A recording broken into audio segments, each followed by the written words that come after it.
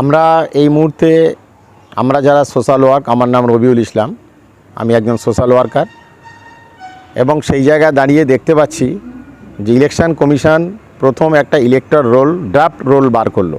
Draft রোলটাই final, কেন তার on the record আছে যে এটাই হলো ফাইনাল। নির্বাচন কমিশনারও বলেছে সেখানে যারা মৃত, যারা স্থানান্তরিত তাদেরকে বাদ দিয়ে একটা ড্রাফট রোল বানিয়েছিল। কিন্তু বর্তমানে বেশ কিছু পরিস্থিতির আমরা সম্মুখীন হয়েছি। এখানে আমরা দেখতে পাচ্ছি বিশেষ করে 2002-এ যাদের নাম আছে, একাধিকবার ভোট দিয়ে এসছে, বংশানুক্রমিকভাবে তারা আগের দাদুর থেকে দাদু, দাদুর থেকে দাদু তারা ভোট দিয়ে এসছে বংশানুক্রমিকভাবে। 2002-এ তাদেরকে নাম ডাকা হয়েছে, তাদের পাসপোর্ট আছে, তাদের মাধ্যমিক অ্যাডমিট 1980 সালের আছে, সার্টিফিকেট আছে, গ্র্যাজুয়েশন পাস করেছে, এরকম বহু নজির আছে, আমার কাছে তথ্য আছে। তাদের নামগুলো হিয়ারিংয়ে শুনানির উপযুক্ত কাগজপত্র দেওয়ার পরে তাদের নামগুলো আন্ডার অ্যাডজুডিকেশন করা হয়েছে। কোন অঙ্গুলি হলো না, কোন শক্তি বলে এটা করছে আমরা জানি না। আমরা মানুষ সব বিভ্রান্ত, ইতিমধ্যে অনেক মানুষ না খেয়ে আছে, চিন্তায় আছে যে আমরা নাগরিক কিনা। কিন্তু আমরা তো ভারতীয় জন্মসূত্রে নাগরিক, এটা আমাদের বাংলার অধিকার। আমরা পশ্চিমবঙ্গের নাগরিক, দেশের নাগরিক, দেশকে ভালোবাসি। অথচ কোন একটা শক্তি এইভাবে আমাদের নাগরিককে একটা বঞ্চিত, অবহেলিত করে আমাদেরকে মৃত্যুর পথে ঠেলে দিচ্ছে। সেই কারণে আমরা একটা ভোটাধিকার মঞ্চ আমরা তৈরি করেছি, যে যারা বিপন্ন ভোটার সারা পশ্চিমবঙ্গে, সেই বিপন্ন ভোটারদের নিয়ে তাদের কাছে বিনম্র আবেদন, আপনারা প্রত্যেকে আমাদের এই ভোটাধিকার মঞ্চে আসুন, আমাদের সঙ্গে যোগাযোগ করুন। আমরা ডেপুটেশন দেব, আমরা এবং অনশন মঞ্চ করব গণতান্ত্রিকভাবে, গণতান্ত্রিক উপায়ে, যে আমরা এই দেশে নাগরিক, আমাদের ভোটাধিকার দেয়া হোক। এটা আমাদের প্রার্থনা না, আমরা প্রার্থনা করব কেন? আমাদের অধিকার, সাংবিধানিক অধিকার, এইটা আমাদের কেড়ে নেওয়া হচ্ছে। সেজন্য আমরা এই প্রস্তুতি নিয়েছি যে যারা আজকে বিপন্ন ভোটার, তাদের পাশে দাঁড়ানোর মতো কেউ নেই। আমরা তাদেরকে এই ভোটাধিকার মঞ্চের থেকে আহ্বান করছি, তারা এসে আমাদের সাথে যোগাযোগ করুক। আমরা একসাথে জোটবদ্ধ হয়ে আমরা নির্বাচন কমিশনের দপ্তরে গিয়ে আপিল করব।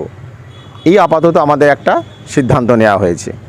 এবং পাশাপাশি কমিশন যে কাজগুলো করে আমরা দেখেছি পূর্বে, নতুন যোগ্য ভোটারের নাম তালিকায় যুক্ত করা, মৃত বা স্থানান্তরিত ব্যক্তিদের নাম বাদ দেওয়া, ভুল তথ্য সংশোধন করা, এটাই হচ্ছে নির্বাচন কমিশনের কাজ। তার আন্ডারে বিএলওরা থাকে, ইআরও থাকে, ইআরওরা থাকে। কিন্তু ইনারা কাজ করার পরেও সব ম্যাপিং ভোটার হয়ে গেল, তার ড্রাফট রোল বার হলো, তারপরে আবার তাদেরকে আনম্যাপিং করে 65 লক্ষ লোককে ইচ্ছাকৃতভাবে অ্যাডজুডিকেশনে রাখা হয়েছে। যে এই অ্যাডজুডিকেশনটা কিভাবে হবে, আমরা কি এরও বিচার পাবো? তবু আমি এই বিচার ব্যবস্থার উপরে মান্যতা দিই, সম্মান করি মাননীয় সুপ্রিম কোর্ট এবং বর্তমানে আমাদের রাজ্যে যে সমস্ত জুডিশিয়াল বিচারপতিরা, ম্যাজিস্ট্রেটরা এগুলো করছেন, তাদের কাছে বিনম্র করজোড়ে অনুরোধ করব যেন এই ভোটার তালিকায় যাদের নাম আছে এবং প্রকৃত ভারতীয় নাগরিক উপযুক্ত কাগজপত্র আছে, তাদের যেন নাম বাদ না দেওয়া হয়। এটা আমরা এইভাবে আমরা বিনম্র অনুরোধ করব। এবং নির্বাচন কমিশন ফাইনাল ইলেক্টোরাল প্রকাশ করে, সেটাই হলো গণতান্ত্রিক নির্বাচনে অত্যন্ত গুরুত্বপূর্ণ। সব তথ্য যাচাই করার পরে কিন্তু তথ্য যাচাই হলো না, কোনো আমরা নোটিফিকেশান পাইনি, আন্দাজে আন্ডার অ্যাডজুডিকেশন।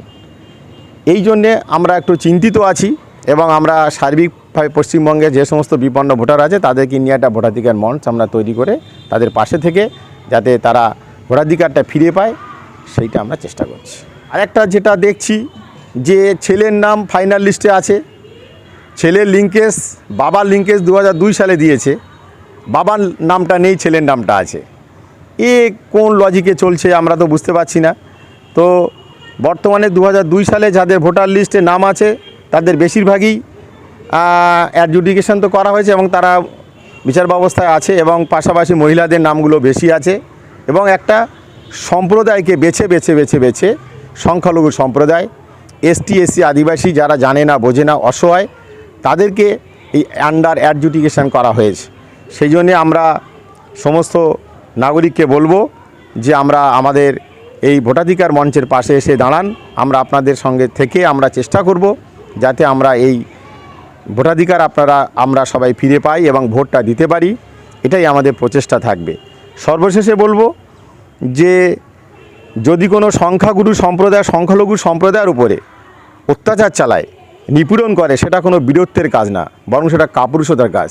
এখানে আমরা যারা আছি সবাই সংখ্যালঘু, আমাদের নিরাপত্তা, আমাদের থাকা, খাওয়া, বাসস্থান, সাংবিধানিক অধিকার, বাক স্বাধীনতা, কথা বলার অধিকার, নাগরিক অধিকার সবটাই সংবিধানে দেওয়া আছে, সেটাই আমাদের দেওয়া উচিত।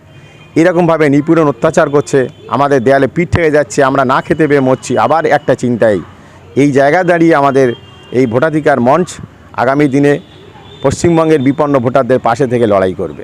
কবে হচ্ছে এটা আমরা গতকালকে আমরা আলিয়া বিশ্ববিদ্যালয়টা আমরা কনভেনশন করেছি। আগামী 9 তারিখে আমরা অনশন মঞ্চে বসবো, একটা সিদ্ধান্ত হয়েছে।